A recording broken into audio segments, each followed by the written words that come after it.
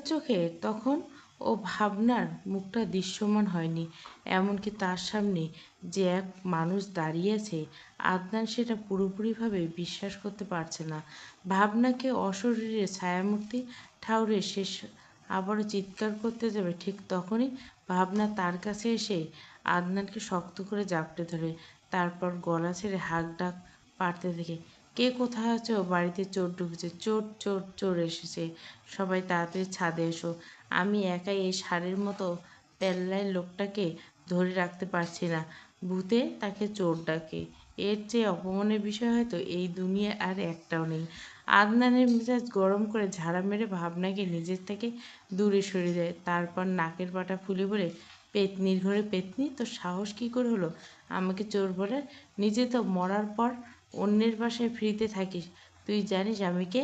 আমার ব্যাংক অ্যাকাউন্টে টাকার এমন জানিস? আর একবার আমাকে চোর বলে ডাক, তোর থোতা মুখ আমি ভোঁতা করে দেবো। চোরের আবার সিনাজুরি! আজকাল চোরগুলো কি হাই ক্লাস থেকে বিলিং করছে যে চোরকে চোর বলা যাবে না? আর আপনি চোর না হলে এই রাত বিরেতে অন্যের বাড়ির ছাদে কী করছেন? তার উপর আমাকে পেতনি রেখা, দাঁড়ান আপনার মজা দেখাচ্ছি। এই বলে ছাদের এক পাশে রাখা বাঁশের এক ফালি হাতে নেয় ভাবনা। কিছুক্ষণ আগে আখির জন্মদিনের অনুষ্ঠান, সেই কাজে এই বাঁশ না হয়েছিল। ভাবনা ভাবতে পারেনি এগুলো তার একদিন এভাবে কাজে আসবে। এদিকে অন্ধকারের মাঝে ছায়ামূর্তিকে বাঁশ হাতে এগিয়ে আসতে দেখে আদনানের তো দেহ থেকে আত্মা বের হয়ে যায়। এতদিন সে শুনেছে এসেছিল পেতনিরা নাকি বাঁশ বাগানে পা ঝুলিয়ে বসে থাকে, কিন্তু মাঝে মাঝে যে তারা বাঁশ হাতে পেছনে তাড়া করে, এমনটা কখনো শুনিনি। ভাবনা আর একটু কাছে আসতে আদনান প্রাণপণে ছুটতে শুরু করলো। ভাবনাও কম কিসের, পাতলা শরীর তার, সেও আদনানের পেছন পেছন ছুটতে শুরু করে। দাঁড়াও বলছি, আজকে এই তেলতেলে বাঁশের বাড়ি মেরে তোর চুরি করা ছুটাচ্ছি, আর কারো বাসায় পেলি না, শেষে কিনা আমার বাসার দিকে তোর নজর গেল। দাঁড়া দাঁড়া বলছি চোর! হাঁপাতে হাঁপাতে কথাগুলো বলে ভাবনার গলার তেজ কমে না, বরং সময়ের সাথে সাথে আরও জোরালো হয়। কথাগুলো কানে আসতে আদনান চিৎকার করে বলতে শুকল, পেতনি, আমি চোর নই, আমি ডক্টর আদনান আলী, আর এটা আমার বন্ধুর বাড়ি, বেড়াতে এসেছিলাম। কিন্তু আপনি এখানে ডেরা গিরেছেন সেটা জানলে কখনোই আসতাম না। আদনানের নামটা শুনতে ভাবনা দাঁড়িয়ে যায়। নামটা পরিচিত, ইস্তিহার এর মুখে হয়তো বারংবার নামটা শুনেছে সে। বাস থেকে ফেলে দিয়ে ভাবনা চোখ বুজে বিষয়টা আরেকটু নিশ্চিত হওয়ার চেষ্টা করে, কিন্তু আদনান তার আগে নিয়ন্ত্রণ হারিয়ে তার উপর ধপাস করে পড়ে যায়। আসলে ভাবনা কি এভাবে হুট করে থেকে গেছে আদনান সেটা দেখেনি, তাই দাঁড়ানোর সময় নিজেকে থামাতে না পেরে সে সোজা ভাবনার শরীরের উপর গিয়ে পড়ে যায়।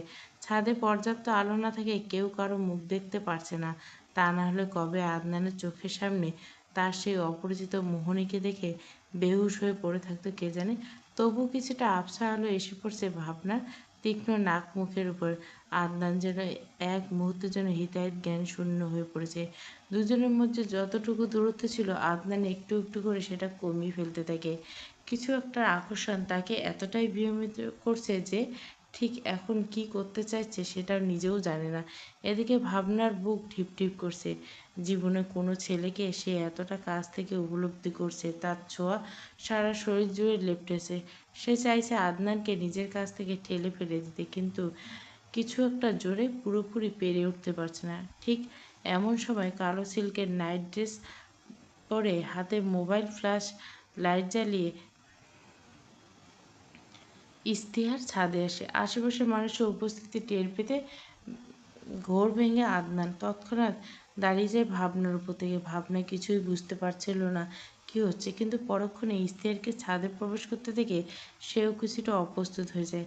তাড়াতাড়ি করে গায়ের ওড়নাটা ঠিক করে দাঁড়াতে যাবে, ঠিক তখনই ইশতেহার এক গম্ভীর কণ্ঠ তার কানে ছুটে এসে, কী রে, রাত বেরোতে দুটো কী শুরু করছিস? কথাটা বলতে বলতে ইশতেহার ছাদের পাশে লাগোয়া পানির ট্যাঙ্কের পাশে লাইটটা জ্বালায়। সাথে সাথে ছাদের অন্ধকার সাথে সাথে আদনার সামনে অন্ধকার দূর হয়। চোখের সামনে ধরাছোঁয়ার বাইরে থাকা সেই নারী সুন্দর চোখে সে খুঁজে পায়। যতটা ভেবেছিল ভাবনা তার চেয়ে বেশি সুশ্রী। এরূপ মায়া আদনানের আগে পড়েনি। বাস্তবে সৌন্দর্যের পাল্লায় ভাবনার রূপের চেয়ে এগিয়ে, কিন্তু তার এই সৌন্দর্যকে কোণঠাসা করে রাখা হয় বলে কারো চোখে পড়ে না। ভাইয়া, উনি হুট করে এভাবে ছাদে চলে এসেছেন, আর আমি মনে করছিলাম উনি চোর। তুমি বলো, এই অন্ধকারে কি কেউ রুম থেকে বের হয় চোর ছাড়া? ভাবনার গলার অপরাধবোধ স্পষ্ট। ইস্তিয়ার একবার বাঁকা চোখে আদনানের বিস্মিত মুখের দিকে তাকিয়ে ভাবনাকে বকা দিয়ে বলল, তা তুই কেন বেরিয়েছিস? তুইও কি চোর? ভাবনার সঙ্গে সঙ্গে মাথা নেয়। তাহলে এখনো দাঁড়িয়ে আছিস কেন? রুমে যা। ইস্তিয়ারের গলা খাকরি শুনে ভাবনা দৌড়ে ছাদ থেকে নেমে যায়। তবে যাওয়ার আগে একবার ফিরে আদনানকে দেখেছিল। সুঠাম সুদর্শন পুরুষকে নিজের দিকে হা করে তাকিয়ে থাকতে দেখে তার বুকটা কেমন নড়ে উঠল। কিন্তু স্থির সেখানে থাকায় সে চলে যেতে বাধ্য। এভাবে নির্লজ্জের মতো তাকিয়ে আছিস কেন আমার বোনের দিকে? আমার বোন তো তোর বোন, তাই না? নজর নামা শালা। ও আমার বোন না, হবু বউ। তোর বোনকে দেখে আমারও বোন হতে হবে? এটা কোন সংবিধানে লেখা আছে? আমার ওকে চাই স্থির, চাই মানে চাই। খাবার টেবিলে সকালে সামনে এক হাঁটু বয়সী ছেলের অপমানটা কিছুতেই মেনে নিতে পারছিল না আরমিন। তার কতদিন আশা ছিল ছেলেটার সাথে নিজের মেয়ের বিয়ে দেওয়া, কিন্তু রূপের জন্য আজ তার সবটা প্ল্যান ভেস্তে গেল। রাগে গা জ্বলছে। সম্পূর্ণ রাগটা এসে পড়ছে রূপ আর তার অনগন্ত সন্তানের পর। আরমিন যদি পারত তাহলে গলা টিপে এই দুটো মা বাচ্চার প্রাণ নিত, কিন্তু সকলের সামনে, বিশেষ করে ইস্তিহার থাকতে এটা করা তার পক্ষে সম্ভব নয়।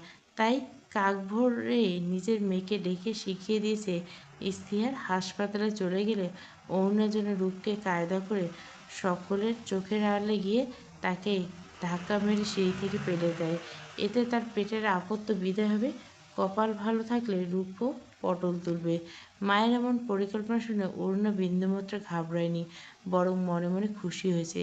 তবে আপাতত ইস্তিহারের বউ সাজার ইচ্ছার বদলে আদনানের বউ সাজার ইচ্ছে তার মনে জেগেছে। আদনান বাড়ির একমাত্র ছেলে, তার উপর বাবার সম্পত্তি তাদের চেয়ে ঢের বেশি। এমন একটা সুযোগ সে হাতছাড়া কী করে? তবে মায়ের ঠেলায় ধাক্কা নিতে সে চিন্তায় শিকই তুলে রূপের সাথে ভাব জমাতে ব্যস্ত হয়ে পড়ছে। কোনোভাবে আদনানের ঘরে ঢুকে তার নামে বদনাম রটিয়ে তা কৌশলে তার গলায় ঝুলে পড়ার একটা চিন্তা অবশ্য অরুণার মাথায় ঘুরছিল, কারণ সহজভাবে আদনানকে ফাঁসানোর মতো রূপ বা গুণ কোনোটাই তার মধ্যে ছিল না। আপু, তুমি এই শরীর নিয়ে কাজ করছো কেন? বেবির ক্ষতি হতে পারে। তুমি উপরে চলো, আমি রুমে এসি আছে, সেখানে ঠান্ডার মধ্যে বসে তোমার সাথে একটু গল্প করবো। এই গরমে থাকতে হবে না। রূপ যেতে না চাইলেও সুলেখা আর অরুণা সাথে তাল মেলায়। অরুণা ঠিক বলছে, আমরা এখানকার কাজ সামলে নেব, তুই যা। অরুণার রুমে গিয়ে একটু এসিটা গিয়ে বস। একটু সময় একটু শরীরটার যত্ন নিতে হয়। মা গাফিলতি করলে তোর মধ্যে বড় হওয়া ছোট্ট প্রাণটার কষ্ট হবে। সুলেখার কথায় রূপের উঠতে হয়। ইস্তিহার বাড়ি থেকে বেরিয়ে গেছে কিছুক্ষণ হলো। যাওয়ার আগে সুলেখাকে বলে দিয়ে গেছে যেন রূপের কোনো রকম কষ্ট না হয়, কিংবা তাকে যেন কোনোভাবে কেউ খোঁচা দিয়ে কথা না বলে। এসব চিন্তা করে সুলেখা চেয়েছিল রূপকে সবার থেকে একটু দূরে রাখার জন্য। মাত্র কয়েকটা সিঁড়ি উঠতেই রূপের শরীরটা ক্লান্ত হয়ে পড়ে। পা দুটো যেন চলতেই চাচ্ছে না।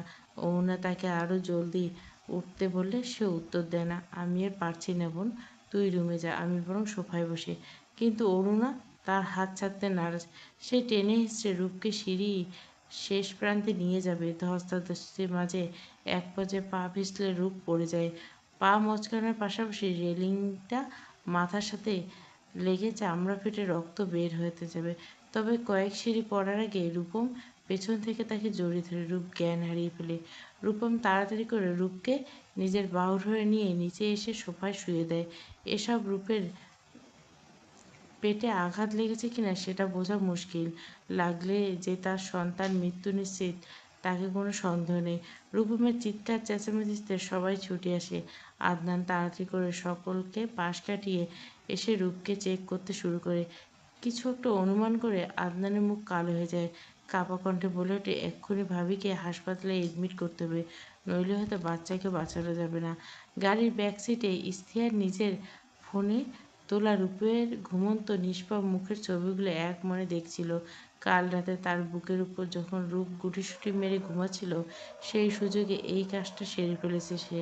রূপকে বেশ নাজুক আর পবিত্র লাগছে, চেহারায় মাতৃত্বের ছোঁয়া লেগেছে ভীষণ। এরূপ প্রতিটি সূক্ষ্ম বিষয়ে পর্যবেক্ষণ করতে করতে অজান্তে যে নিজের ঠোঁটের আগায় হাসি ফুটে গেছে। ইশতেহারের সেদিকে খেয়াল নেই। আজকাল রূপকে ছাড়া এক মুহূর্ত কাটানো তার জন্য দুষ্কর হয়ে গেছে। তার এসব ভাবতে অবাক লাগে, 6টা বছর সে কীভাবে রূপকে ছাড়া বিদেশে কাটিয়েছে। হঠাৎ গাড়ির নীরবতা ভেঙে ইশতেহার ফোন বেজে উঠল। আদনান কল করেছে। এত সকালে তো আদনান কল করার কথা না। নিশ্চয়ই কিছু হয়েছে ভেবে কল রিসিভ করতে ওপাশ থেকে ভেসে আসা আদনানের অসহায়তাভরা কণ্ঠ ইশতেহারকে চোয়াল শক্ত করে দেয়। ইশতেহার, তুই তাড়াতাড়ি সেন্ট্রাল হসপিটালে আয়, ভাবিকে আমরা ওখানে নিয়ে যাচ্ছি। কথাটা কানে দিতে ইশতেহার শান্ত শরীরটা বিচলিত হয়ে এক মুহূর্ত সময় নেয় না।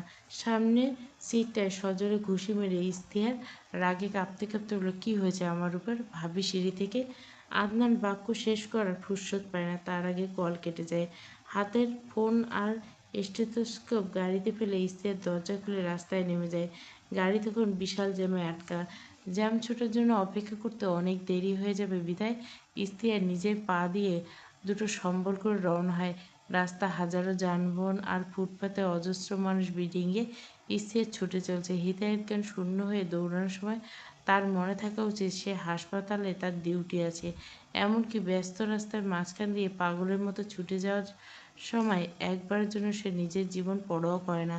তবে বারবার অসহায় চোখে আকাশের দিকে তাকিয়ে ইশতেহার মনে মনে বলে, আমার স্ত্রী সন্তানের যেন কিছু না হয়, ওরাই আমার জীবন। আজ ওদের মধ্যে আমাকে যদি কেউ হারাতে হয় তবে তার চেয়ে আমার মৃত্যু শ্রেয়। রূপকে হাসপাতালে অ্যাডমিট করা হয়েছে। সাথে এসেছে আদনান, সুলেখা, আমির মির্জা। সেখানে রূপের নিজের বাবাই আসেনি, সেখানে আমির চাচা হয়ে হয়ে কেন আসলো সেটা বোঝা দেয়। হয়তো নিজের বংশধরের প্রতি ন্যূনতম দায়িত্ববোধ তিনি ঘাড় থেকে একেবারে ঝেড়ে ফেলতে পারেননি। ওটির করিডোরের পাশের সিটগুলোতে সুলেখা আর আমির বসে আছে, আর অনতিদূরে পায়চারি করছে আদনান। মুখটা তার দুশ্চিন্তায় কালো হয়ে গেছে। সুলেখার শাড়ির আঁচলে মুখ গুজে কাঁদল। আমির সাহেব একদম চুপ করে বসে আছেন, যেন এক গভীর চিন্তায় তার জেঁকে ধরছে। হঠাৎ তাদের কানে শোরগোলের শব্দ ভেসে আসছে। হাসপাতাল নিতে রিসেপশনে শোরগোল বেঁধেছে বোধহয়। অন্তত শব্দ শুনে তাই মনে হচ্ছে। তবে কারো একজনের পরিচিত কণ্ঠ। সুলেখা তড়িঘড়ি করে দাঁড়িয়ে আর একটু এগিয়ে গিয়ে ভালো করে শোনার চেষ্টা করে। তারপর কিছু একটা উপলব্ধি করে শাড়ির আঁচলটা বুকে চেপে নিয়ে আদনানের দিকে তাকিয়ে বলেন, এটা ইশতেহারের কণ্ঠ। ইশতেহার এসে গেছে। আদনান বাবা, তুমি একটু গিয়ে ছেলেটাকে এখানে নিয়ে এসো। এমনিতে ছেলেটার মাথা গরম, তার উপর এমন একটা কাণ্ডে না জানে ও কাউকে খুন করে বসে। এবার আদনানের বুকে ভয় জমতে শুরু করে। সুলেখার দিকে একবার তাকিয়ে মাথা নাড়িয়ে সে দ্রুত ছুটে যায় রিসেপশনের দিকে। কিছুক্ষণ পর আদনান ইশতেহারকে এক প্রকার জাপটে ধরে নিয়ে আসে। ছেলের এমন বিধ্বস্ত অবস্থা দেখে সুলেখা তো কেঁদেই কুল পাচ্ছে না, আর আমির সাহেব তো হতভম্বর মতো দাঁড়িয়ে আছেন, ছেলেকে পরখ করছেন। তিনি ভাবতে পারেননি ইশতেহার রূপকে ঠিক কতটা ভালোবাসে। ইশতেহার এর অবস্থা আসলে বেগতিক। চুলগুলো এলোমেলো, শার্টের উপরের বোতামগুলো ছেঁড়া, চোখ মুখ দিয়ে রাগের লালাভা বেরোচ্ছে। আদনান সর্বশক্তি দিয়ে তাকে আটকে রাখতে পারছে না। মনে হচ্ছে ইশতেহার পারলে এক্ষুনি দরজা ভেঙে ওটির ভিতরে চলে যাবে। সুলেখার কাছে গিয়ে ইশতেহারকে শান্ত করতে চাইলে ইশতেহার তাকে দূরে সরিয়ে দিয়ে উঁচু গলায় বলতে থাকে, আমি আপনাকে বিশ্বাস করেছিলাম আম্মা। ভেবেছিলাম আজ যাই হোক আপনি থাকতে আমার স্ত্রী সন্তানের কোনো ক্ষতি হবে না। কিন্তু এই বিশ্বাসের কী মর্যাদা দিলেন আপনি? আজ আমার স্ত্রীর অপারেশন রুমে আমার সন্তান বাঁচবে কিনা আমি জানি না। কিসের প্রতিশোধ তুললেন আমার ওপর? জ্ঞান হারার পর থেকে আপনার আদেশ মানিনি এমন তো কখনো হয়নি।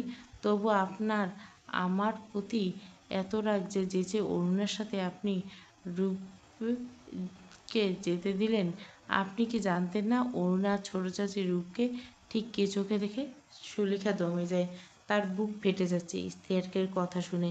আসলে তো এত কিছু হতোই না যদি না সে রূপকে অরুণার সাথে যেতে বলতো। আত্মগ্লানি বোঝা সইতে না পারে সুলেখা এক কোণে সরে যায়। আদনান ইশতেহারকে বসিয়ে তার মাথায় নিজের কাঁধটা চেপে ধরে। বোঝা যাচ্ছে ইশতেহারের প্রেশার হাই হয়ে যাচ্ছে। এমন চলতে থাকলে যে কোনো সময় দুর্ঘটনা ঘটে যেতে পারে। আদনান বারবার ইশতেহারকে মাথায় হাত বুলেছে যেন একটু হলেও ইশতেহার শান্ত হয়। তাতে একটু কাজ হয়। ইশতিয়ারের রাগ এবার কষ্টে পরিণত হয়। আদনানকে জড়িয়ে ধরে হাউমাউ করে কাঁদতে থাকে। আজকে রূপ আমাকে ছেড়ে চলে গেলে আমি নিজেকে শেষ করে দেব। আমার এই জীবনের কোনো মূল্য নেই রূপ ছাড়া। কান্নার শব্দ ভেদ করে ইশতিয়ারকে গোঙানির শব্দ ভেসে আসতে থেকে সময় অতিবাহিত হয়। অপারেশন শেষ হলে ওটি থেকে ডাক্তাররা বের হয়। ইশতিয়ার সুযোগ বুঝে আদনানকে ছাড়িয়ে দ্রুত উঠে গিয়ে ডাক্তারকে আকুল কণ্ঠে জিজ্ঞেস করে, স্যার, আমার স্ত্রীর সন্তান কেমন আছে? ওদের কিছু হয়নি? প্লিজ বলুন ডক্টর। চুপ করে থাকবে না। আপনার স্ত্রীর সন্তান দুজনে ভালো আছে। আজ অনেক বড় বিপত্তি হতে পারত। প্রেগনেন্সির প্রথম দিকটা খুব রিস্কি হয় মেয়েদের জন্য। আপনাদের আরও সতর্ক রাখা উচিত ছিল। যাই হোক, বিপদ কেটে গেছে। আল্লাহর শুকরিয়া আদায় করুন। ডাক্তারের কথা শুনে সবাই যেন হাঁপ ছেড়ে বাঁচে। আদনান খুশিতে ইশতিয়ারকে জড়িয়ে ধরে। ইশতিয়ার এবার বাজ পাখি দৃষ্টিতে নিজের বাবার দিকে তাকায়। আদনানকে ছাড়িয়ে সে সোজা আমির সাহেবের সামনে দাঁড়ায়। আমি বলেছিলাম আমার স্ত্রী কিছু হলে আমি আপনাদের ছেড়ে কথা বলবো না। আজ আপনাদের গাফিলতির কারণে এমন একটা দুর্ঘটনা ঘটেছে। আমাদের দুজনকে নিয়ে যখন আপনাদের এতই সমস্যা, তাহলে ঠিক আছে, আমি আমার স্ত্রীকে নিয়ে আলাদা থাকবো। মির্জা পরিবারের সাথে আমাদের কোনো যোগাযোগ থাকবে না। যা ইনকাম করি তাতে আমাদের দুজনে খুব ভালোভাবে চলে যাবে। ভয় পাবেন না, আপনার মুখোমুখি আমরা কখনোই হব না। সন্ধ্যার দিকে রূপের জ্ঞান ফিরে। তাকে কেবিনে দেওয়া হয়েছে অনেক আগে। চোখ মেলে তাকাতে হাসপাতালের তীব্র আলোয় আবার চোখ বুজে আসে। হালকা চোখ রাঙানির শব্দ করে আবারও তাকালে নিজের হাসপাতালের বেডে আবিষ্কার করে রূপ অবাক হয়। তারপর ধীরে ধীরে তার সকালের স্মৃতি মনে হতে রূপ চমকে উঠে বসে নিজের তলপেটে হাত রাখে।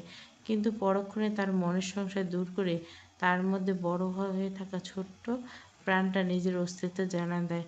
রূপ ব্যাপারে একটু প্রশান্তি অনুভব করে। তার সন্তান নিরাপদে আছে এটা ভেবে তার চোখ বেয়ে আনন্দ অশ্রু বের হয়। কিন্তু পরক্ষণে সামনে তাকালে সে ইশতিয়ারকে দেখতে পায়, দেওয়ালে হেলান দিয়ে বুকে হাত গুজে তার দিকে ভয়ঙ্কর দৃষ্টিতে তাকিয়েছে, যেন এক্ষুনি তাকে খেয়ে ফেলবে। ইশতিয়ারের উপস্থিতি রূপের মনে ভয় জাগলো। সে মনে করেছিল ইশতিয়ার তাকে এসে জড়িয়ে ধরে তাকে ভালোবাসায় ডুবিয়ে দিবে। সেজন্য রূপ একটু কাঁদো কাঁদো মুখ করে ইশতিয়ারকে দু হাত প্রসারিত করে ইশতিয়ারের ভাবনাকে সম্পূর্ণ ভুল প্রমাণ করে সজোরে তার গালে এক থাপ্পড় বসিয়ে দেয়। রূপ বোকা বনে যায়। ইশতিয়ার থেমে থাকে না। রূপের চুলগুলো শক্ত করে টেনে তাকে নিজের দিকে তাকাতে বাধ্য করে বলে, কুত্তার বাচ্চা, এক বাচ্চার মা হতে যাচ্ছিস, এখন এতটুকু জ্ঞান ভীতি তোর হয়নি যে কার সাথে যাওয়া যায় আর কার সাথে না যায়? তোর কপাল ভালো আমার বাচ্চার কিছু হয়নি। যদি কিছু হতো তাহলে তোকে কেটে টুকরো টুকরো করে কুত্তাকে খাওয়াতাম। ইশতিয়ার মির্জার সন্তানের প্রতি অবহেলার শাস্তি তুই হাড়ে হাড়ে টের পাবি। ও আপনার চিন্তা শুধুমাত্র আপনার সন্তানকে দিলে। আমার জন্য কি বিন্দুমাত্র চিন্তা হয় না আপনার? একবার আমার দিকে মায়া ভরে তাকিয়েছেন? ব্যথা তো আমিও পেয়েছি, মারা তো আমিও যেতে পারতাম। আপনি আসলে অনেক স্বার্থপর। নিজের উত্তরাধিকারের জন্য আমাকে ব্যবহার করছেন। আপনি আসলে আমাকে ভালোবাসেন না, সব লোক দেখানো। মনের মাঝে জমানো সব রাগ ছিল, সব যেন এক নিমিষে রূপের ঠোঁট গলে বের হয়ে আসে। সে কাকে কথাগুলো বলছে সেটা রূপ একটাবারের জন্য ভেবে দেখেনি। নিজের উপর দিয়ে এত বড় ঝড় যাওয়ার পর একটু উষ্ণ আদরের আশায় যখন সে ইশতিয়ারের দিকে হাত বাড়িয়েছিল, তখন কপালে জুটল স্বামীর অপমান মাখানো কটু কথা আর থাপ্পড়। তাই হয়তো অভিনয়ের পাল্লাটা ভারী হয়ে রূপ এমন একটা কাণ্ড করে বসলো। কথাগুলো শেষ করে বড় বড় শ্বাস নিতে রূপ চোখ খুলে তাকায়। দেখতে পায় ইশতিয়ার অবিশ্বাস্য চোখে তার দিকে তাকিয়েছে। দৃষ্টিতে অন্য দিনের মতো তেজি রাগ নেই, বরং হতাশা, বেদনা আর অবিশ্বাস জমে আছে।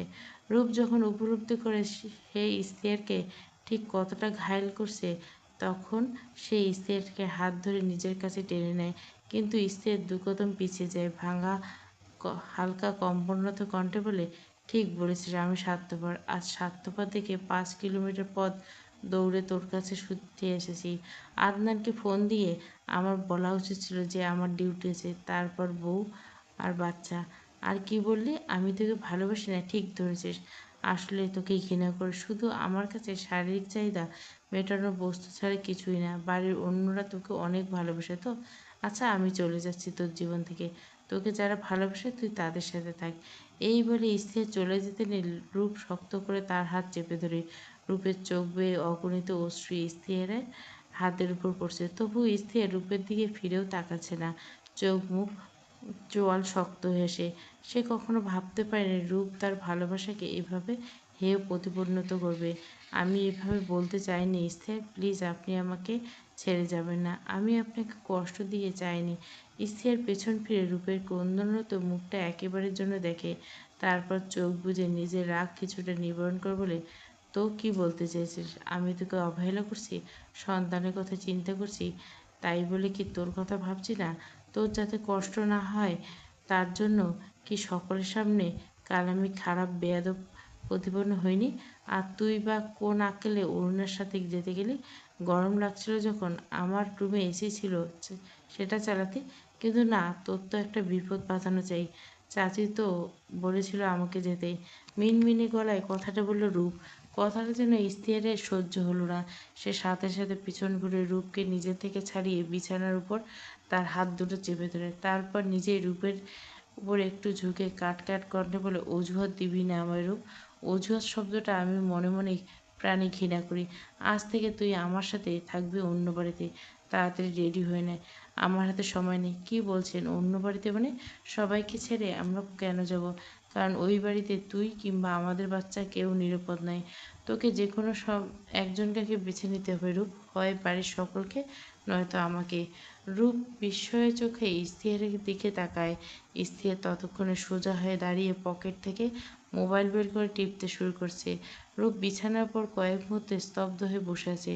মির্জা ম্যানশনে রূপের জন্ম। ছোট থেকে সেখানে বড় হয়েছে। বাড়ির মানুষগুলো তাকে ভালোবাসুক আর না বাসুক তো তাদের ভালোবাসে। তাই তাদের ছাড়া অন্য কোথাও গিয়ে স্থিরের সাথে সংসার পাতা তার পক্ষে সম্ভব নয়। আমি যাব না। কি বললাম? আমি যাব না আপনার সাথে অন্য কোথাও। কথাটা শুনতে কিছুক্ষণ পূর্বে রাগ আবারও স্থিরকে মাথা চাড়া দিয়ে উঠল। হাতের মোবাইলটা দেওয়ালের দিকে ছুঁড়ে মেরে সে রূপের দুই কাঁধে হাত রেখে তাকে ঝাঁকাতে ঝাঁকাতে বলে, যাবি না তাই না আমার সাথে? কেন না যাবি না সেটা কি আমি বুঝি না? অন্য কোথাও গেলে তো তোর আর রূপমের সাথে দেখা হবে না, ওর সাথে ঢলাঢলি করতে পারবি না। একটু আগে তুই আমাকে বললি না যে আমি তোকে ভালোবাসি না? এখন তো মনে হচ্ছে আমার প্রতি তোর সব অনুভূতি ক্ষীণ হয়ে গেছে। কথাগুলো শেষ করে ইশতিয়ার হনহন করে রুমের বাড়ি চলে যায়, কিন্তু দরজার কাছে যেতে সে আবারও বাজখাই কণ্ঠে বলে ওঠে, আমি চলে যাচ্ছি বলে ভাবিস না যে এখন তুই যা ইচ্ছা করবি। আমার বাচ্চা যদি আবারও কোনো ক্ষতি হয় বা তাকে মারার পরিকল্পনা আবারও করা হয় তবে তার জন্য সম্পূর্ণ দায়ী থাকবি তুই রূপ। আজকের রাতটা ইশতিয়ার আর রূপ দুজনের জন্য আলাদা ছিল। একই শহরে দুটো ভিন্ন বাড়িতে তাদের দুজনের অবস্থান হলো দুজনের আত্মা যেন একে অপরকে সঙ্গ ছাড়তে পারেনি। গত কয়েকদিন ইশতিয়ারের স্পর্শে রূপ এক বদঅভ্যাস হয়ে দাঁড়িয়েছে। তাই হয়তো গভীর রাত হলেও রূপের চোখে ঘুম এলো না। বারংবার নিজের মনকে তিরস্কার করতে থাকলো ইশতিয়ারকে সাথে না যাওয়ার জন্য। রূপ রাতের খাবার না খেয়ে বিছানায় শুয়ে পড়ে এতক্ষণ সে অধীর আগ্রহে বারান্দায় দাঁড়িয়ে বাড়ির মেন গেটের উপর নজর রাখছিল। তার মনে কিঞ্চিত আশা জেগেছিল হয়তো ইশতিয়ার আবারও তাকে নিতে আসবে। এবার সে যাবে বইকি। কাপড় চোপড় গুছিয়ে আগের থেকে রেডি হয়ে দাঁড়িয়েছিল, কিন্তু ইশতিয়ার এলো না। সময়ের সাথে সাথে কেবল রূপের চোখ ভিজল, ইশতিয়ারের মন ভিজল না। এক সময় ক্লান্তিতে মাথা ঘুরিয়ে চারপাশ অন্ধকার হতে শুরু করলো। রূপ ধীরে ধীরে নিজের শরীরটাকে বিছানায় টেনে নেয়। শরীর ক্লান্তি, চোখে ঘুম নেই। বিছানায় শীতল উপর পাশটা শূন্য অবস্থায় পড়ে আছে দেখে রূপের আরেক দফা কান্নার গমট আছে। নাইটস্ট্যান্ড থেকে ইশতিয়ারের ছবিখানা হাতে নিয়ে রূপ সেটা নিজের বুকে চেপে ধরে একসময় কাঁদতে কাঁদতে সে ঘুমিয়ে পড়ে। খেয়াল করে না বারান্দার দরজাটা সে বন্ধ করেনি। সে পথ দিয়ে চোর ছেঁচড়া প্রবেশ করে তার কোনো ক্ষতি করে দিতে পারে এমন ভয় আজ রূপের মনে ঠাঁই পায়নি। রাত আর একটু গভীর হলে কালো অবয়ব তার রুমে প্রবেশ করে। অবয়বটা আর একটু এগিয়ে এসে ল্যাম্পপোস্টে আবছা হলে তার মুখখানি ফুটে তোলে। সে আর কেউ নয় বরং ইশতিয়ার। ল্যাম্পের হলদে আলো আর শ্যামলা চামড়ার উপর পড়ছে। চোখ তার দুটো অসম্ভব রকমের লাল হয়েছে। দেখেই বোঝা যাচ্ছে পুরুষালী গৌরব ভেঙে পরিস্থিতি তাকে কাঁদাতে বাধ্য করছে। তাই হাঁটু গেড়ে রূপের সামনে এসে খেয়াল করে রূপের চোখে কোণে ভেজা অশ্রুকণা। তার বুঝতে বাকি থাকে না তার অনুপস্থিতিতে রমণীটি কতটা পুড়িয়েছে। ইশতিয়াকের মুখে এক চিলতে হাসি ফুটে ওঠে। আলতো করে রূপের ঘুমন্ত শরীর থেকে কোলে করে সে রুম থেকে বের হয়। তাদের সঙ্গে নিয়ে ইশতিয়াক তাদের নতুন ঠিকানার দিকে পাড়ি জমায়। রূপম কিছুটা সংকোচ ভরে রুমে প্রবেশ করে। দরজার ওপাশে অরুণা আর আমরিনকে দাঁড়িয়ে থাকতে দেখে রূপমের কুঁচকে যাওয়া কপাল শিথিল হয়েছে।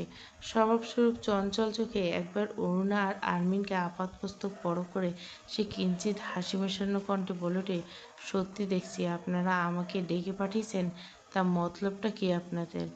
আরমিন তার শখের কাঠের রকিং চেয়ারে বসেছিল। রূপমের কথা কানে এলে তিনি তৎক্ষণাৎ কুটিল এসে বলেন, মতলব বলছো কেন? এমনিতে তো ডেকে পাঠাতে পারি। আমার সাথে আপনার তেমন কোনো দরকার থাকতে পারে না বলেই আমি মনে করি। আরমিন আন্টি, কী জন্য ডেকেছেন সেটা ঝেড়ে কাশুন, আমার অনেক কাজ আছে।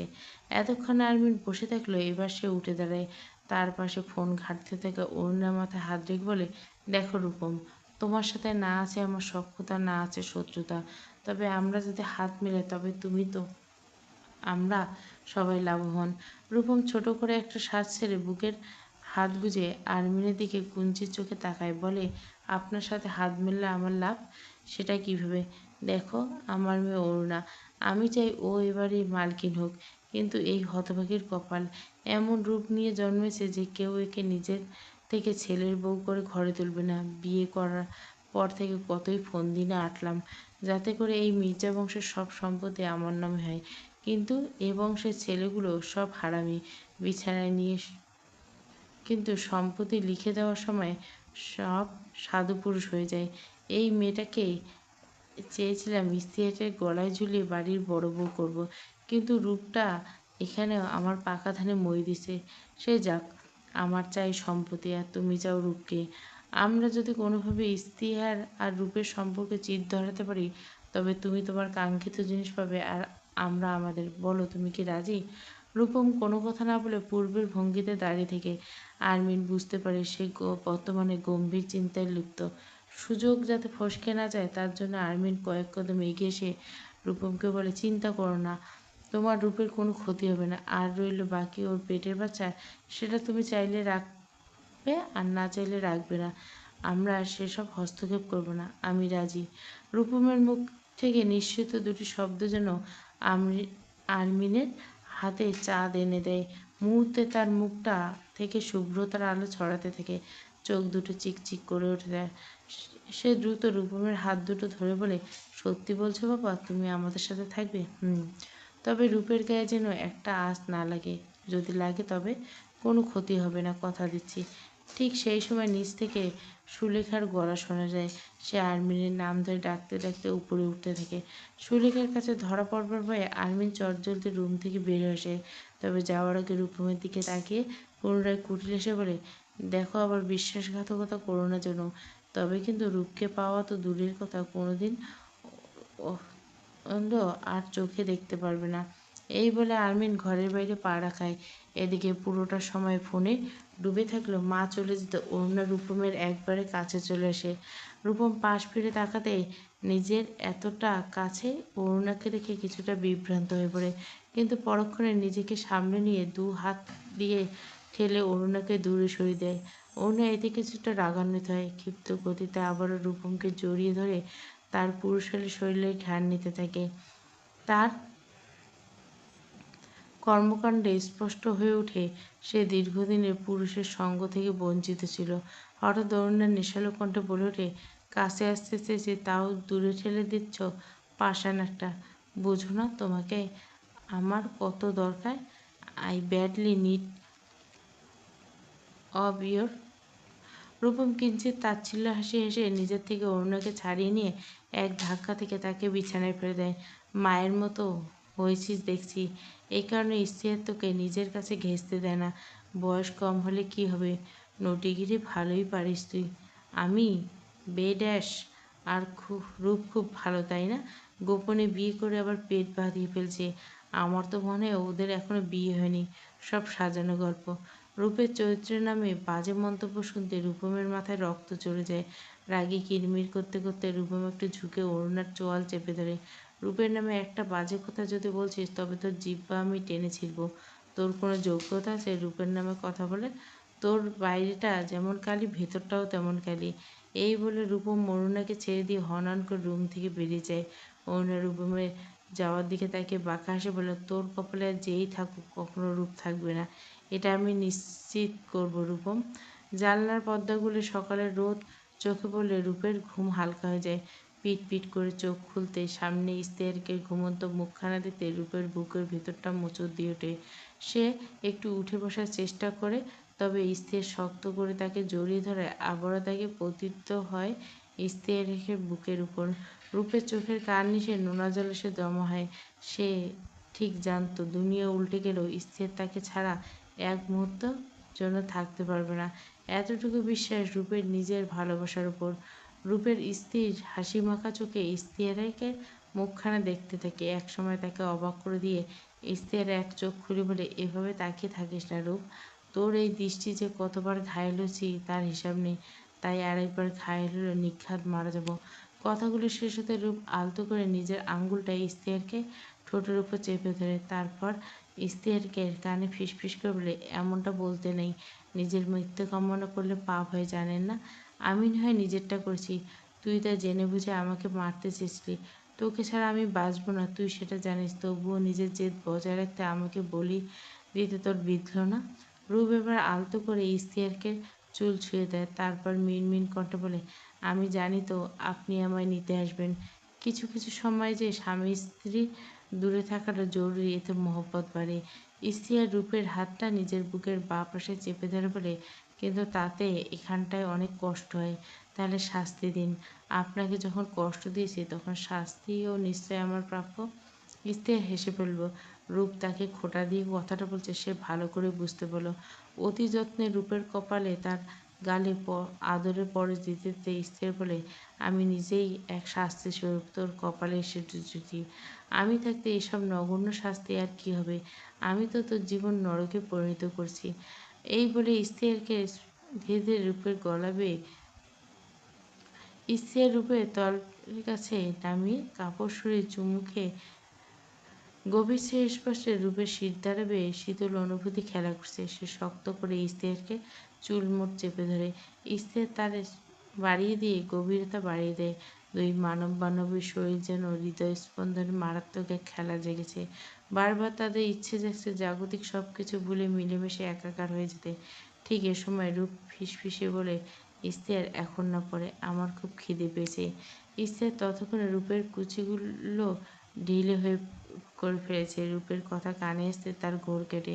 সে উপরে উঠে রূপমের চোখে চোখ রেখে ঠোঁট কামড়ে বলে, আমারও পেয়েছে, কিন্তু তুই মিটাতে দিচ্ছিস কেন? মজা করবে না, আমার সত্যি খিদে পেয়েছে। কাল সারা রাত আপনার চিন্তায় খাওয়া হয়ে ওঠেনি। এই বলে রূপ বিছানা থেকে উঠে বসে অগোছালো কাপড়টা ঠিক করে চুলগুলো খোপা করতে করতে সে উঠে দাঁড়ায়। ইশতেহার উঠে বসে বাচ্চাদের মতো মুখে হাত গুজে কাঁদো কাঁদো গলায় বলে, ভাগ্য করে এক বউ পেয়েছি। একটু কাছে আসতে চাইলে খালি তাড়া দেয়, যেন আমি এক পরপুরুষ, তার ইজ্জত লুটতে এসেছি। আমার জীবনকে বিকৃত করে তাই বদনাম। ইশতেহার এর রূপ বাড়ি ছেড়েছে মোটেও 7 দিন হয়েছে। তাতে সুলেখা তার স্বামীকে অতিষ্ঠ করে তুলছে তাদের বাড়ি ফিরিয়ে আনার জন্য। দুজনের অনুপস্থিতিতে যেন মির্জা বাড়িতে রমরমে ভাবকে পুরোপুরি মাটি করে দিছে। সবাই কেমন চুপ করে থাকলেও কেউ কারো সাথে কথা বলে না। শেষে আমির সাহেব বাধ্য হয়ে তাদের ফিরিয়ে আনার জন্য প্রস্তুতি নেন। পরিকল্পনা মাফিক পরের দিন সকাল সকাল বাড়ির প্রায় সকলে এসে হাজির হন ইশতেহারের অ্যাপার্টমেন্টে। ঠিকানাটা আদনানের কাছ থেকে এক প্রকার জোর জবরদস্তি করে জানা। রূপ সবেমাত্র চুলায় চা বসিয়েছে মাত্র, ভেজা চুলগুলো এখনো শুকিয়ে ওঠেনি পুরোপুরি। এখানে আসার পর থেকে এমন একদিনও যায়নি যেদিন রূপকে সকালে উঠে ফজরের গোসল সারতে হয়নি। ইশতেহার সেটা হতে দেয়নি। চায়ের পাতিলে চুলার চাপিয়ে পেছনে ঘুরতে হুড়মুড় করে বাড়ির ভেতরে বেশ কয়েকজন প্রবেশ করতে দেখে রূপের গলা শুকিয়ে যায়। কিন্তু পরক্ষণে অতি চেনা মুখগুলো চোখের সামনে ভেসে আসতে রূপের চোখের পানি চলে আসে। রূপ ছুটে গিয়ে সুলেখাকে জড়িয়ে গেল। সুলেখা রূপকে কাছে পেয়ে চোখের পানি ধরে রাখতে পারে না।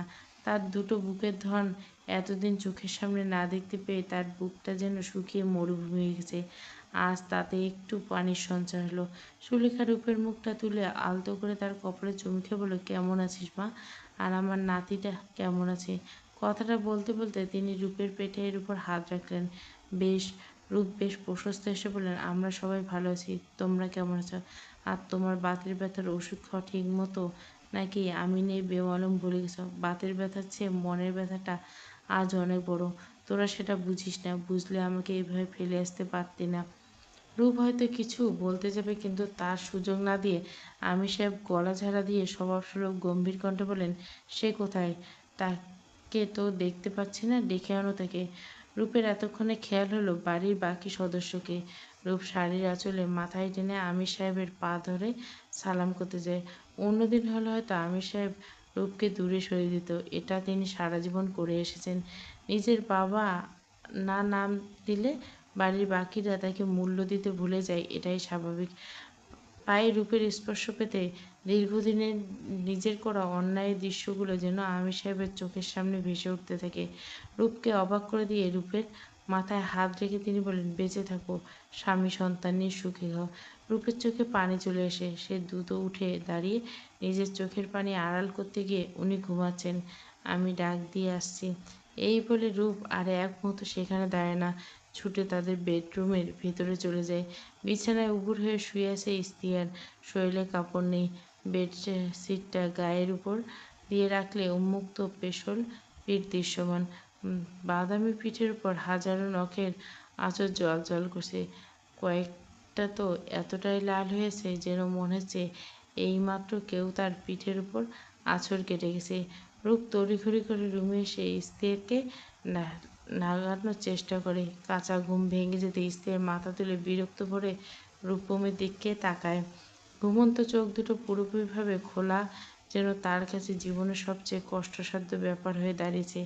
বালিশে আবার মুখ গুজে সে হাসকি কণ্ঠে বলে, নিড মি অ্যাগেন বেবি। একটু ঘুমাতে দাও, শরীর চাঙ্গা হতে তোমাকে আবারও সুখের সাগরে ভাসিয়ে দেবো। Trust me. এইবার স্টার্ট করলে 2 ঘন্টার আগে তোমার রক্ষা নেই। স্ত্রীকে এমন বেসামাল কথা শুনলে রূপের গাল লজ্জায় লাল হয়েছে। পিছে কেউ এসব শুনে ফেলেছে নাকি সেটা একবার ঘাড় ঘুরিয়ে দেখে। সে রাগী চোখে মুখে স্ত্রীকে দেখায়। তারপর চুল টেনে ধরে তাকে জোর করে উঠে বসায় রূপ। বলে, নির্লজ্জ বেহায়া বেশরম পুরুষ, মাথায় খেলে এসব ঘুরে, তাই না? বাড়ি থেকে সবাই এসেছে, তাড়াতাড়ি কাপড় পরে তারপর আসুন। কথা শুনতে স্ত্রীর চোখ থেকে ঘুম চলে যায়। জল শক্ত হয়ে যাচ্ছে তার। মুখ দেখে ভালোই বোঝা যাচ্ছে ব্যাপারটা সে ভালোভাবে নেয়নি। রূপ সেটা বুঝতে পেরে গলার স্বর নরম করে বলে, ইশতিয়ার, ওরা আমাদের নিতে এসেছে না যান, কিন্তু সিনক্রেট করবেন না। বাবা মা আছেন ওনারা।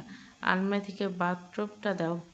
আপনি বাথটব পরে মুরব্বীদের সামনে যাবেন? তুমি চাইলে এভাবেও যেতে পারি, আমার কোনো সমস্যা নেই। জানোই তো আমার আবার লজ্জা শরম কম। রূপ ইশতিয়াকের দিকে মুখ ভেঙচি কেটে তাকায়। ঠোঁট কাটার লোকের সাথে সে কখনোই কথায় পেরে উঠবে না। তাই আর দেরি না করে বাথটবটা বের করে ছুড়ে দেয়। আমি রান্নাঘরে যাচ্ছি, আপনি তাড়াতাড়ি বাইরে আসুন, ওনারা অপেক্ষা করছেন। এই বলে রূপ বের হতে গেলে ইশতিয়াকের মুখে কুটিল হাসি ফুটে ওঠে। এই দিনটার জন্য সে অপেক্ষা করছিল। ভয়ঙ্কর এক পরিকল্পনা তার মাথায় ঘুরছে, সেটা তাকে দেখে ভালোই বোঝা যাচ্ছে। বসার ঘরে পিনপতন নীরবতা সকলের মনোযোগ কেন্দ্র করে উঠছে ইশতিয়াকের, যে কিনা বেশ শান্ত পায়ে পায়ের উপর পা তুলে বসে চায়ের কাপে চুমুক দিচ্ছে। এদিকে রূপ কাঁপা কাঁপা হাতে কেটলি থেকে কাপে চা ঢেলে এগিয়ে দিচ্ছে সকলের দিকে। স্ত্রীকে দেখা চোখের দিকে তাকানোর কোনো বিন্দুমাত্র সাহস নেই তার। কোনোমতে এই দায়িত্বটা পালন করে কখন সে এখান থেকে গা ঢাকা দিতে পারবে সেটাই ভাবতে ব্যস্ত। হঠাৎ নীরবতা ভেঙে আমির সাহেব গলা খাঁকড়ে দিয়ে বললেন, অনেক হয়েছে তোমার এই নাটক ইশতিয়ার। স্ত্রীর সময় বর থেকে বের হয়ে প্রমাণ করেছে যে তুমি অনেক টাকার মালিক হতে বেশ, তবে এখন বাড়ি ফিরে এসো। মির্জা বংশকে এভাবে বাড়ি ছেড়ে অ্যাপার্টমেন্টে এসে ওঠে না। ইসিয়ে চায়ের কাপটা কাচের টেবিলের উপর রেখে তারপর সে বলে ওঠে, আমার জানা হতে মির্জা বংশে এমন ইতিহাস নেই যে কোনো বোন তার অন্য বোনকে সিঁড়ি দিয়ে ধাক্কা দিয়ে ফেলে তার বাচ্চা হত্যা করে। আরমিন চাচি তার মেয়েকে ভালোই শিক্ষা দিয়েছে, একেবারে বংশের প্রতিকূল রক্ষা। তার জন্য আরমিন আর অন্য ক্ষমা পেতে। দেখো, মানুষ মাত্রই ভুল হয়, আর অরুণা তো জেনে বুঝে কিছু করেনি, ছোট মানুষ হাত লেগে পড়ে গেছে। আমির সাহেবের কথা শুনতে স্থির হো হো করে হেসে উঠল। হাসির মাঝে একবার বাজ পাখির দৃষ্টিতে চায় আরমিন আর অরুণার দিকে। গা জ্বলে আসে তার। চোখ নামিয়ে বলে, ছোট মানুষ ভুল করেছে? আপনার কি তাই মনে? আমার তো মনে হয় না। সব সম্পত্তি হাতানোর প্ল্যান অংশমাত্র। তাও আপনি যখন বাড়ি বেয়ে এসে আমাদের ফিরিয়ে নিতে চাইছেন, তবে আমার একটা শর্ত। কিন্তু একটা শর্ত আছে। কী শর্ত? আরমিন চাচি আর করুণাকে রূপের পা ধরে ক্ষমা চাইতে হবে সকলের সামনে। আবার যদি তারা একই ভুল করে ফেলে, তাহলে পরিণতি যে ঠিক কতটা খারাপ হবে সেটা যেন তারা নিজেদের মাথায় ঢুকিয়ে নেয়। ইশতিয়ারের কথা শুনতেই সবাই অবাকের শীর্ষে পৌঁছায়। খোকন সাহেব তো গলা ফাটিয়ে চিৎকার শুরু করে দেয়, যার স্ত্রী ও সন্তানকে অপমান করার জন্য। আমির সাহেব তাকে থামিয়ে বলে, ইশতিয়ার ঠিকই বলেছে। ওরা যখন দোষ করেছিল, তখন তাদের শাসনের জায়গায় প্রশ্রয় দেওয়া আমাদেরই ভুল হয়েছিল। এখন ভুলের প্রায়শ্চিত্ত করতে হবে। আর্মিন, অরুণা, তোমরা রূপের পা ধরে ক্ষমা চাও। আর্মিন আর অরুণার মুখ শুকিয়ে আসে। রূপ তাদের বাধা দিতে যাবে, ঠিক তখনই স্ত্রীকে চোখে চোখ পড়তে তার মুখ বন্ধ হয়ে যায়। আর্মিন আর অরুণা রূপের পা ধরে বলে, আমাদের ভুল হয়ে গেছে। আমরা তোমার আর তোমার বাচ্চার ক্ষতি করার চেষ্টা করছি। এখন আর কখনো হবে না। আমাদের ক্ষমা করে দাও আপু। হ্যাঁ রে রূপ, আমাদের মাফ করে দে। এ কাজ আর কখনো হবে না। প্রথমে অরুণা বলল, তারপর আর্মিনের সাথে তাল মেলায়। রূপ মুখে আঁচল জড়িয়ে অন্যদিকে তাকিয়ে। স্ত্রীকে মুখে তখন বিজয়ের হাসি। সে উঠে দাঁড়িয়ে উচ্চস্বরে বলে, রূপ আমার অর্ধাঙ্গিনী, আর আমার অর্ধাঙ্গিনীকে অপমান করা মানে আমাকে অপমান করা, ইশতিয়ার মির্জাকে অপমান করা। আমি সবার উদ্দেশ্যে বলছি, যদি কেউ আমার স্ত্রী কিংবা আমার সন্তানের প্রতি বিন্দুমাত্র অবহেলা করছো, তাহলে এর ফল এর চেয়েও খারাপ হবে। এটা ইশতিয়ার মির্জার প্রমিস। বছরের প্রথম ঈদটা সাধারণত মির্জা বাড়িতে সদস্যরা তাদের গ্রামের ভিটেতে উদযাপন করছে। গ্রামের বাড়িটা কোনো রাজপ্রাসাদের কম নয়। বলতে গেলে কয়েক একর জমির উপর ইটের দোতলা বাড়িটা হুবহু আভিজাত্য ধরে রেখেছে। সেখানে ইশতিয়ার, তার দাদি আজমেরী মির্জা আর গুটি কয়েক কাজের লোক ছাড়া কেউ থাকে না। এবছর আগেভাগে বাড়ি যাওয়ার জন্য শাশুড়ি খবর পাঠালে সুলেখার মনের ইচ্ছা যাকে একবার গ্রামের ছেলে বিয়ে আনুষ্ঠানিকতা সেরে নেওয়া। খুশি মনে সেটা আমির মির্জার কাছে পারলেও তিনি তেমন একটা আপত্তি করলেন না। কিন্তু বিপত্তি হয়ে দাঁড়ায় ইশতিয়ার নিজেই। সে গ্রামে নিজেও যাবে না, আবার রূপকেও যেতে দেবে না। এটা নতুন কিছু নয়। প্রতি বছর এ সময় ইশতিয়ার কাজের বাহানা দেখিয়ে নিজের যাওয়ার পাশাপাশি রূপের যাওয়াটা পণ্ড করে দেয়। যার দরুন গত 5 বছর একবারও রূপের সাথে তার দাদির দেখা সাক্ষাৎ হয় না। তাই এবার ইশতিয়ার সুলেখার মুখের উপর না করে দিল। রূপ তাকে বাধা দিয়ে বলে, আপনি যান বা না যান, আমি যাব এবার। কতদিন হলো দাদিকে দেখি না, মানুষটাই কেমন আছে সেও জানি না। আমি আপনার মতো পাষাণ হতে পারবো না। ইশতিয়ার তখন ল্যাপটপে কিবোর্ডে আঙুল চালাচ্ছিল। রূপের কথা শুনে সে চোখের চশমাটা নাকের উপর নামিয়ে বাজ পাখির দৃষ্টি নিক্ষেপ করে তার উপর। রূপ বিছানায় এক কোণে বসে তার রেশমি চুলগুলো ভালোভাবে করে আঁচড়ে নিচ্ছে। বেশ কয়েকদিন ধরে অসুস্থ থাকার কারণে মাথা তুলে বসতে পারেনি। আজ সকাল থেকে শরীরটা একটু ভালো লাগছিল বলে সিঁড়ি বেয়ে ওঠানামা বেড়েছে তার। রূপ ভালোই বুঝতে পারছে ইশতিয়ারের দৃষ্টি তার উপর নিবদ্ধ, তাই সে চোখ তুলে চায় না তার দিকে। ইশতিয়ারকে সাংঘাতিক চোখের মুখোমুখি হওয়ার সাহস নেই তার। চিরুনিটা নাইট স্ট্যান্ডের উপর রেখে মুখ ফিরিয়ে চলে যেতে নিলে ইশতিয়ার হ্যাঁচকা টানে। রূপের পুরো শরীর নিয়ন্ত্রণ হারিয়ে ইশতিয়ারের কোলের উপর পড়ে যায়। এক প্রকার জোর করে রূপ উঠে যেতে চাইলে ইশতিয়ার তাকে আরও শক্ত করে চেপে ধরে রূপের গলায় মুখ ডুবিয়ে তার ঘ্রাণ নিতে থাকে। সেই সাথে আঙুলে বুলাতে বুলাতে ইশতিয়ার রূপের শরীরে। এই কয়েকদিনে সুখভোগ হয়নি মোটো, তাই এবারে ইশতিয়ার এক মুহূর্ত নষ্ট করে না। রূপ ইশতিয়ারকে চুলের মুঠ করে তাকে নিজের থেকে ছাড়িয়ে নিয়ে কোনো রকম উঠে দাঁড়ায়। তারপর আশেপাশে সতর্ক দৃষ্টি নিক্ষেপ করে, ভারী নির্লজ্জ হয়ে গেছেন দেখি আপনি। দিনে দুপুরে ওইসব শুরু করছেন। আগে তো তাও দরজার আড়ালে করতেন, এখন একেবারে সবার সামনে। এই উন্নতি হয়েছে আপনার বিয়ে পর? ইশতিয়ার একটু কুঁড় চোখে চেয়েছিল রূপের দিকে। রূপের কথা শেষ হতে সে নির্লজ্জের মতো হাসতে হাসতে ঠোঁট কামড়ে তার দিকে এগোতে থাকে। বলে, আমি যে কত নির্লজ্জ সেটা তোর বিশাল আকৃতি পেট দেখলে বোঝা যায়। স্ত্রীর সামনে লজ্জা শরম পেলে তো বংশরক্ষা হবে না, আবার মনে তৃপ্তিও মিটবে না। স্ত্রীর সাথে তাল মিলিয়ে রূপের পাও কদম কদম পিছিয়ে যায়। এক পর্যায়ে দেওয়ালে পিঠ ঠেকাতে রূপের গা থেকে শাড়ির আঁচল খুলে মেঝেতে পড়ে যেন স্ত্রীর ইচ্ছেতে এসব কিছু হচ্ছে। রূপ এবার চোখ বুজে ফেললেও কিছুক্ষণ স্পর্শ না পেয়ে সে ধীরে ধীরে চোখ মেলে তাকায়, দেখে স্ত্রী তার দিকে তাকে মুচকে মুচকে হাসছে। রূপ একেবারে বোকা বনে যায়। স্ত্রী তাকে একটু অবাক করে দিয়ে মেঝেতে পড়া শাড়ির আঁচলটা রূপের কাঁধে তুলে দিয়ে খানিকটা দূরে সরে যায় তার কাছ থেকে। আমি রোমান্টিক হতে পারি, কিন্তু ভুলভাল টাইমে রোমান্স করার বদ অভ্যাস আমার নেই। ওসব ছোট লোকের কাজ। আমি এবার ভীষণ বড় লোক, এলেন মার্কসের ছোট ভাই। এই বলে বিছানার উপর রাখা ব্যাগ আর এপ্রনটা হাতে নিয়ে স্ত্রীর দরজার দিকে পা বাড়ায়।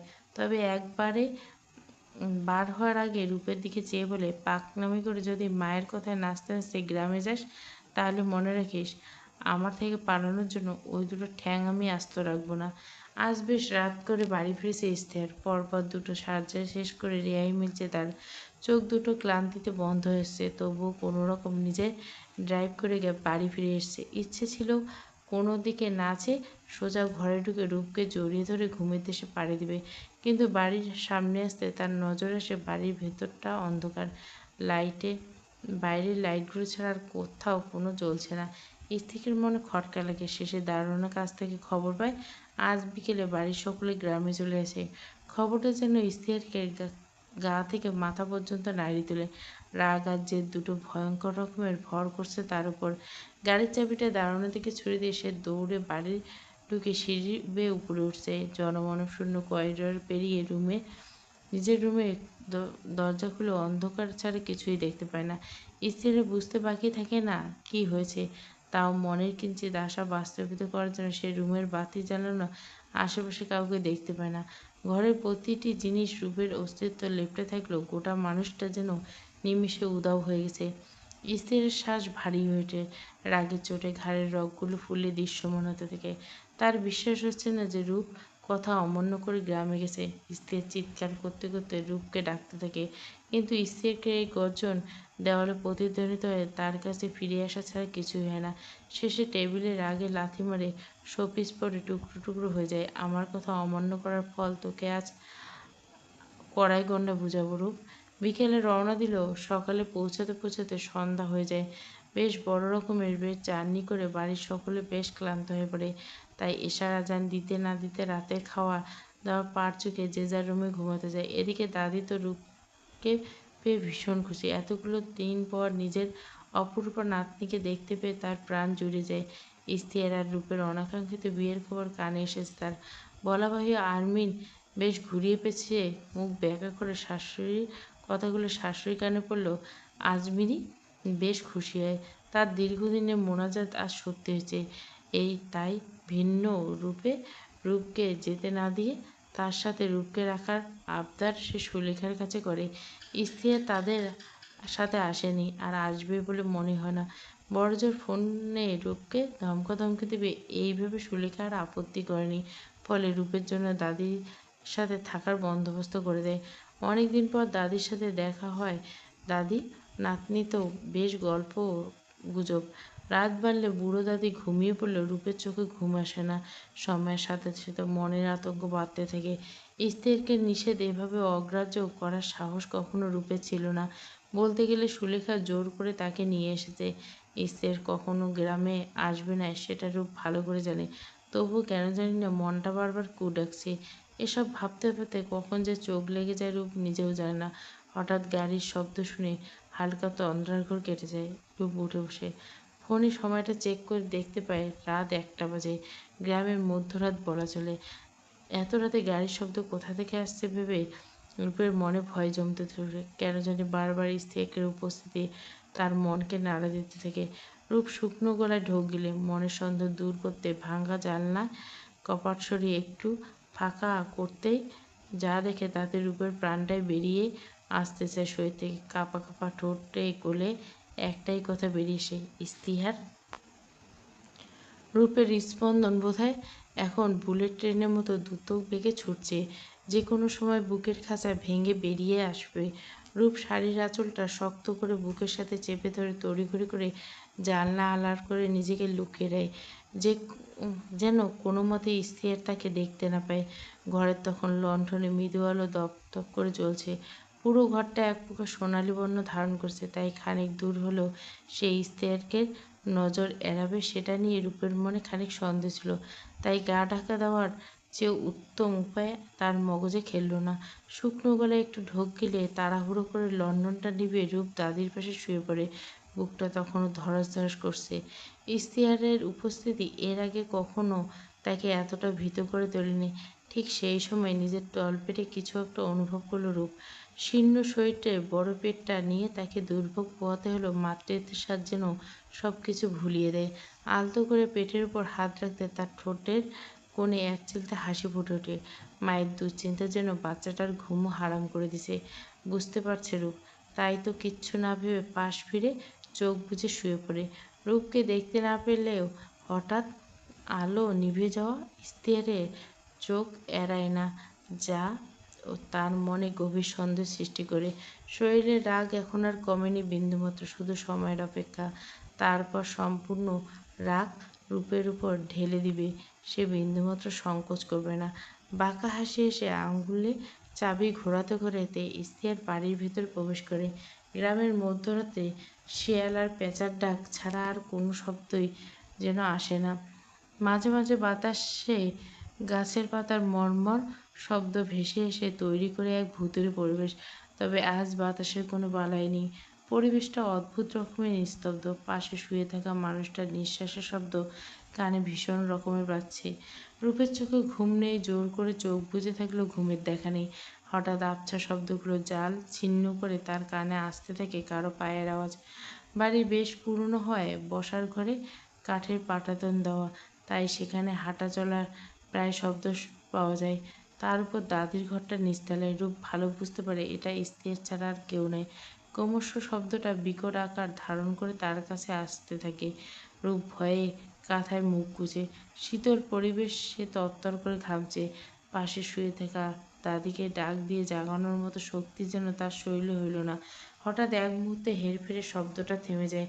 অনেকক্ষণ কান পেতে থাকলেও রূপ আর কিছু শুনতে পায় না। রূপ বুঝতে পারবে কি করে?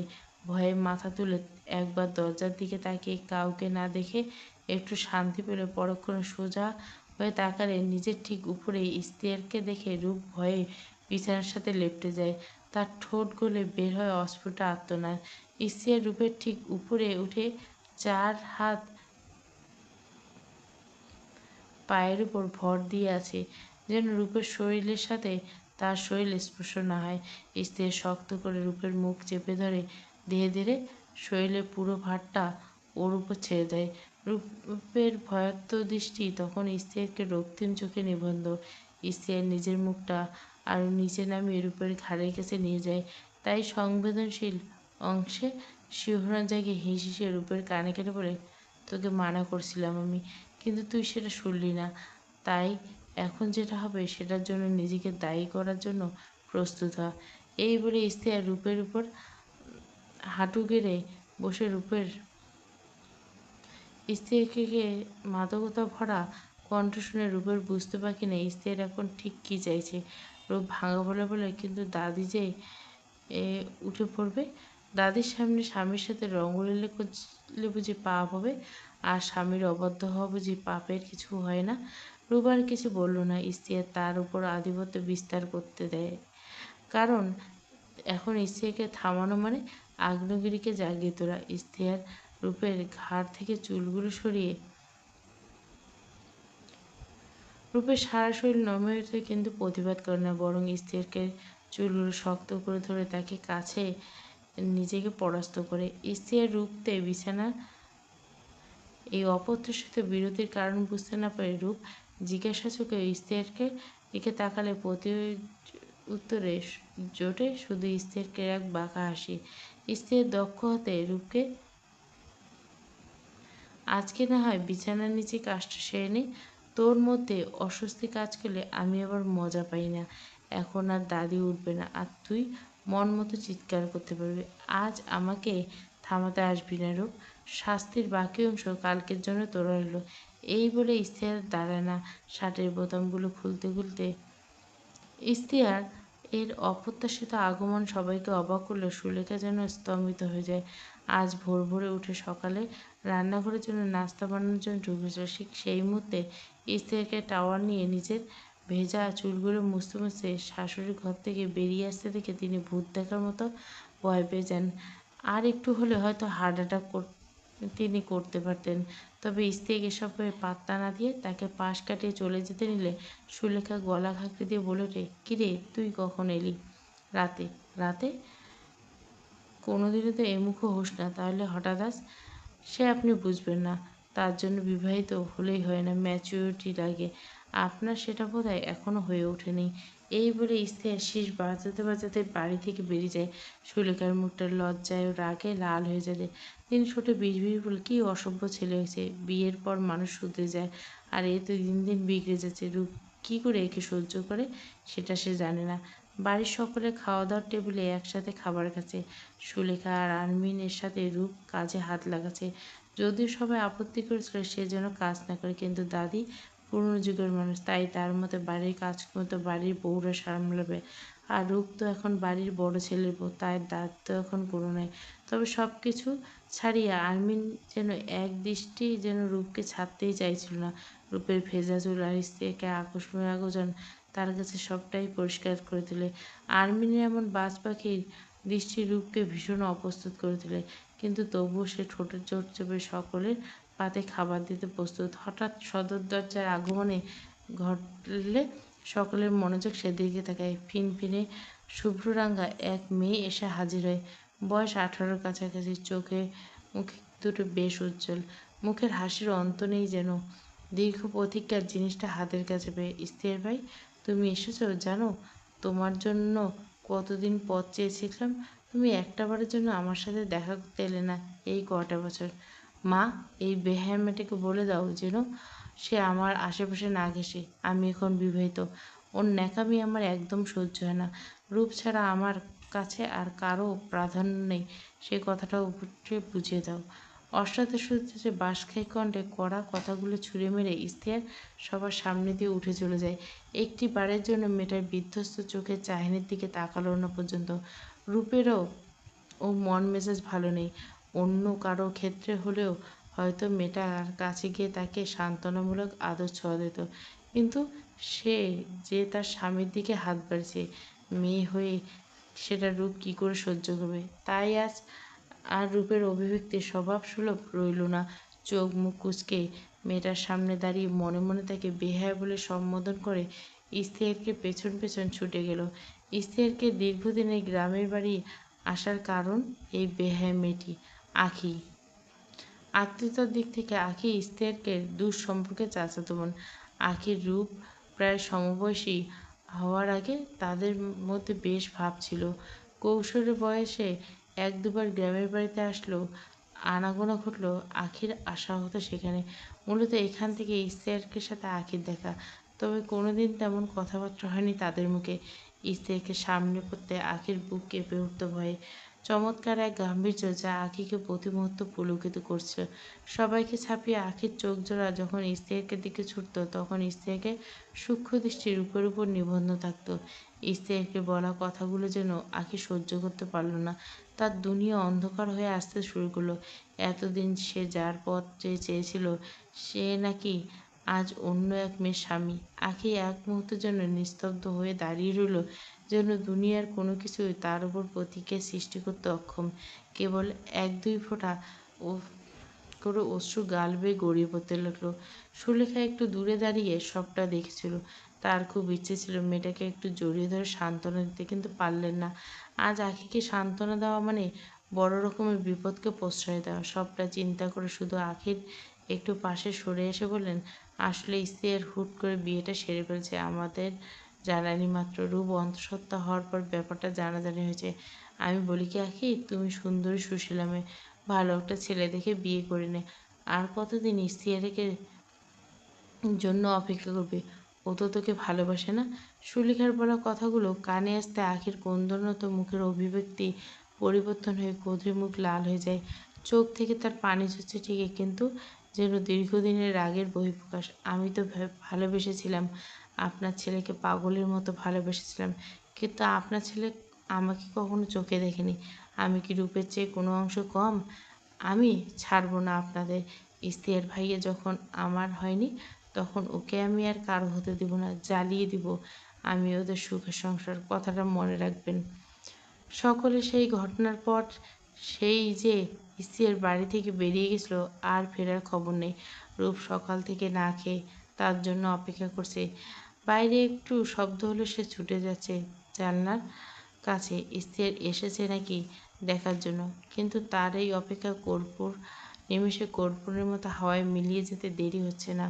কাপা হাতে জানলার পর্দা টেনে রূপ আবারও ক্লান্ত শরীরে বিছানায় বসে পড়ে। খোলা চোখে একবার দেওয়াল ঘড়ির দিকে তাকালে দেখতে পায় রাত 1:30 বাজে। কিন্তু এখনও স্ত্রীর একটা খবর নেই দেখে নীরবে চোখের জল ফেলা ছাড়া আর কোনো উপায় থাকে না রূপের। ক্ষণ তার মধ্যে থাকা ছোট্ট প্রাণটা নিজের অস্তিত্ব জানান দিচ্ছে। 6 মাসের অন্তঃসত্ত্বা সে। এই সময়টা যে প্রতিটা মেয়ে তার স্বামীকে পাশে চায়, এটা কি স্ত্রীর বোঝে? নয়তো সকল রাগ অভিমানে বহিঃপ্রকাশ করতে গিয়ে কেন সে রূপকে কষ্ট দেয়? রূপ দুহাত জড়ো করে মুখ ঢেকে কেঁদে ওঠে। দুশ্চিন্তায় বিষাক্ত তাকে এতটাই গ্রাস করছে যে রূপ স্ত্রীর ছাড়া আর কিছু ভাবতে পারে না। সকলের স্মৃতিগুলো বারবার তার মস্তিষ্কে হানা দিচ্ছে। সত্যি কি সে আবার স্ত্রীকে হারিয়ে ফেলবে? রূপ আর ভাবতে পারছে না, শরীর অসাড় হয়েছে। ঠিক তখনই রুমের বাইরে কারো পায়ের আওয়াজ শুনে রূপ চোখ পেলায়। তার ধারণা সত্যি, স্ত্রীর এসেছে। চোখে মুখে কঠোরতা বিদ্যমান, যেন এইমাত্র রাজ্য উদ্ধার করে এসেছে। রূপ রুমে ঢুকতেই, রূপের চোখাচোখি হতেই স্ত্রীর তৎক্ষণাৎ দৃষ্টি সরে নেয়। রুমে ঢুকে ডয়ারে হাতের ঘড়ি আর চাবিখানা রাখতে রাখতে আয়নায় নিজের স্ত্রী কান্নারত মুখটা ভালো করে দেখে নেয়। রূপ স্তব্ধ হয়ে বিছানার উপর বসে অভিমানী চোখে স্ত্রীকে প্রতিটি নড়াচড়া দেখে। দীর্ঘক্ষণ পরে এই নিস্তব্ধতা ভেঙে স্ত্রীর গলা খাঁকড়ে দিয়ে বলে, মা বলল তুই কিছু খাসনি সকাল থেকে। এসব উদাসীনতার মানে কি রূপ? যা নিচে গিয়ে খেয়ে আয়। কিন্তু প্রতি উত্তর এলো না রূপের দিক থেকে। সে শুধু চেয়ে চেয়ে ইশতিয়ারকে দেখে যাচ্ছিল। ইশতিয়ারকে এবার বাধ্য হয়ে রূপের দিকে ফিরে ভুরু কুঁচকে একবার রূপকে আপাদমস্তক দেখে বলে, কি হলো, চুপ করে আছিস কেন? যা খেয়ে আয়, না খেলে শরীর খারাপ করবে। তখন আবার আম্মাকে তোকে নিয়ে হাসপাতাল ছুটে পায়। আপনি কি আদৌ আমার চিন্তা করেন? কোথায় ছিলেন এতক্ষণ? সেটা তো না জানলেও চলবে। রূপ বিছানা থেকে নেমে ইশতিয়ারের কাছে এগিয়ে আসে। কোথায় ছিলেন আমারও সেটা উত্তর চাই। ওই মেয়ের কাছে ছিলেন আপনি? আমাকে ছেড়ে দিতে চান? রূপ, মুখ সামলে কথা বলো। আমাকে দেখে কি তোর চরিত্রহীন লাগে? তোর বাবার মতো? রূপ চুপ হয়ে যাবে। ইশতিয়ার কখন তাকে বাবা তুলে কথা বলবে রূপ কখনো ভাবতে পারেনি। রূপ ইশতিয়ারকে থেকে 2 পা পিছিয়ে যায়। চোখে মুখে তার অবিশ্বাস চেয়ে গেছে। ইশতিয়ার মুহূর্তে বাজে রূপকে জড়িয়ে ধরে তার বুকে টেনে নেয়। মুখে হাজারো আদরের স্পর্শ দিতে বলে, আমার ভুল হয়ে গেছে রূপ, আমি এটা বলতে চাইনি, প্লিজ আমাকে মাফ করে দে। কোথায় গিয়েছিলেন আপনি? আখির একটা ব্যবস্থা করতে, যাতে কখনো আমাদের মধ্যে না আসে। তাহলে সেটা আমাকে জানালে না কেন? কারণ আছে দেখে জানেনি। তুই সবসময় বেশি চিন্তা করিস। দেখ, আমি ছিলাম না দেখে না খেয়ে কী অবস্থা করছিস। তুই কেন নিজেকে কষ্ট দিস? তুই বুঝিস না তোর কষ্ট হলে আমারও কষ্ট হয়? রূপ ইশতিয়ারকে শার্ট মুঠো করে ধরে তার বুকে বাচ্চাদের মতো কেঁদে ফেলে। আপনি কেন আমাকে এত কষ্ট দেন ইশতিয়ার? আমাকে বলে গেলে কি খুব ক্ষতি হতো? আপনার জন্য আমি কখন থেকে না খেয়ে বসেছি। আমার ক্ষুধা লাগে না বুঝি? রূপের কথা শুনে স্থির হেসে ফেলে। রূপের ছোট্ট মুখটা নিজের 2 হাতের মুঠোয় নিয়ে আলতো সুরে বলে, কি খাবি বল, এনে দিব তোকে? রূপ খানিক ভেবে বলে, কাঁচা আম খাবো। এত রাতে কাঁচা আম কোথায় পাবো? কেন, বাড়ির সামনে গাছে অনেক আম এসেছে এবার, ওখান থেকে পেরে নিস। আর ইউ ম্যাড রূপ? আমি এত রাতে গাছে উঠবো? কাল সকালে এনে দেবো। না, আজ এক্ষুনি চাই। রূপের সাথে পেরে উঠে না পেরে স্ত্রীর মুখটা ভার করে বাড়ি থেকে বের হয়ে আম পাড়ার জন্য। বাড়ির বাইরে তখন ঘন অন্ধকার। তখন মোবাইল ফ্ল্যাশ জ্বালিয়ে কোনো রকম স্ত্রীর গাছে একটা ডাল ধরে আস্তে আস্তে উপরে উঠে পড়ে। একটা ডালে বসে আম পাড়াতে যাবে, ঠিক তখনই তার কানে ভেসে ওঠে, আই লাভ ইউ জান, প্লিজ আমাকে একটু বোঝার চেষ্টা করো। আমি তোমাকে অনেক ভালোবাসি। তোমার বাড়ি কেউ মানুক আর না মানুক, আমার তাতে কিচ্ছু যায় আসে না। প্লিজ জান, একটাবার জানলাটা খুলো, তোমার মুখটা দেখি না। পুরো একটা দিন হয়ে গেল তোমাকে না দেখলে আমি শান্তিতে খেতে পারি না, ঘুমাতে পারি না, শুতে পারি না। ঘুম আসে না আমার। রাতগুলো যেন কেমন কাটছে তুমি বোঝো না। প্লিজ জান, একবার আমার সামনে এসো। রাত বিরেতে বউয়ের শখ মেটাতে গিয়ে স্ত্রীকে ভূতের প্রেমালাপ শুনতে হবে সেটাকে জানতো। ভয়ে ভয়ে শব্দের উৎসবের দিকে মোবাইল ফ্ল্যাশ ছুটতে মারতে স্ত্রীর অবাকের শীর্ষে পৌঁছে যায়। আদনান তুই?